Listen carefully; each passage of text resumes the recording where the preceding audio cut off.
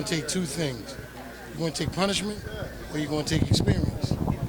Now you decide which one it is. Now if Julian learns from this, we'll be like, whoa, the question y'all guys will be asking is, was the Charlo loss, did it elevate you to this level we see you at now? And we see if we can bounce back. It's not like he fought Barry Weekchin, Bobby Falldown. He fought Jermall Charlo. He's a monster. I mean, there's so much of a monster there to split that egg. And he got nothing to be ashamed of losing to this guy. I mean, you don't want to lose. He's a very proud kid, very talented, very proud. So it's going to be hard for him. Now is the time we determine the people around you.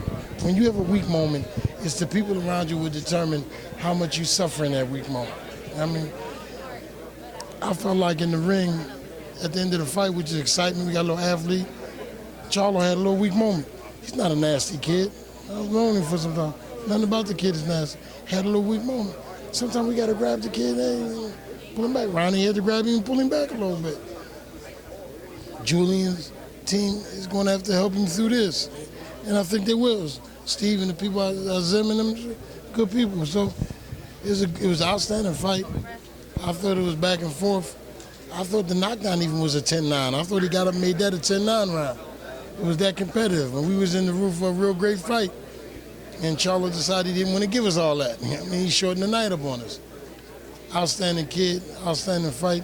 Charlo deserves the accolades. His name should be ringing amongst, we had another little monster running around in there, that little boo-boo.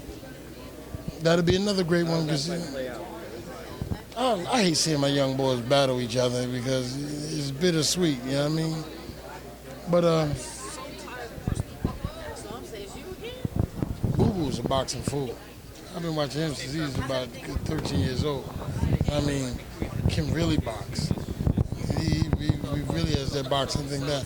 I've watched him against the top amateurs in the world and everything. I mean, he's an outstanding kid.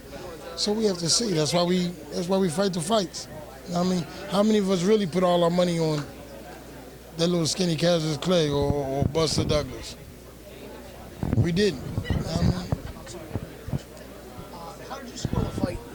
If you were scoring it, I was in my bias because Julian's out of my gym since he was a baby. I had him moving ahead.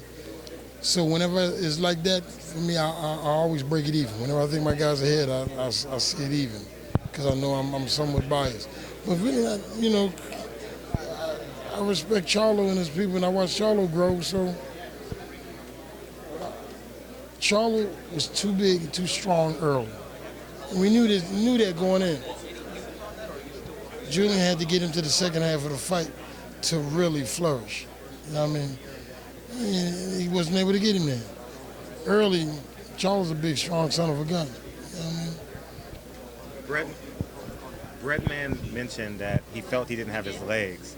What do you do as a trainer to help get the fighter's legs back and then get back on track? That's the thing why these 12 rounds mean difference than that amateur thing. When these 12 rounds give you the ability, you might have to sacrifice a round or two. Julian is a gangster. He's a little anxious. You saw him reach a couple of times in those early rounds. He's that one for it. You know what I mean? Sometimes you got to pull back. Charlo's more experienced at championship level. He took advantage of that. You know what I mean? So when your legs are down, you got to bide your time. You know what I mean? If you're a little woozy, you can't just go running back out in the middle of the dance floor. You had a few too many drinks. You got to sit a couple dances out. You know what I mean? That's what I mean by the people around you. So you had your dance partner tell you, old lady will tell you, no, why don't you sit this one out, honey? I saw you stumbling, you know what I mean? And your legs come back, then you get back on the floor. You had to be careful.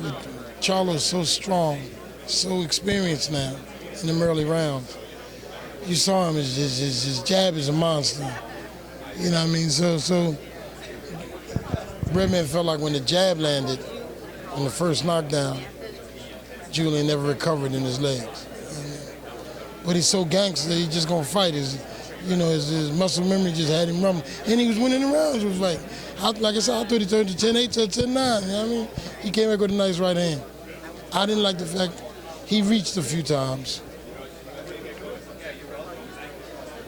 I was worried when he was reaching and he landed. When he was reaching, he landed one of the right hands. I said, because that could get him happy and he's continue to reach, trying to land that mark again. And there's no doubt in my mind that Ronnie Shields told Charlo, let him reach, and then come from up underneath where he never see it. And that's what he did, and we know the rest of it happens, man.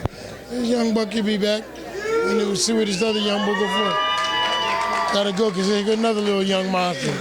When a fighter comes up short in this fashion, how do you pick them back up to get back into the ring? You watch the person. See, when a fighter like him, young boy, very mature, young boy, very proud. You gotta let him fall back, and you gotta watch the person. Forget the fighter. You gotta come out of the fighter, and you gotta start dealing with Julian Williams, the father, the man. You gotta watch that, see what that means. Because if his mental's still dwelling on him, you can't put him back in there right now, man. He gotta be able to get over and get past this. Take some time out with the family, let his body heal. You know what I mean? But you gotta watch the guy close. You know, I watched Julian Williams lose his mother, and he fought like 2 days later. I told Breadman, I said, watch him, keep your eyes on him. Watch him and see you know, how he's responding to things.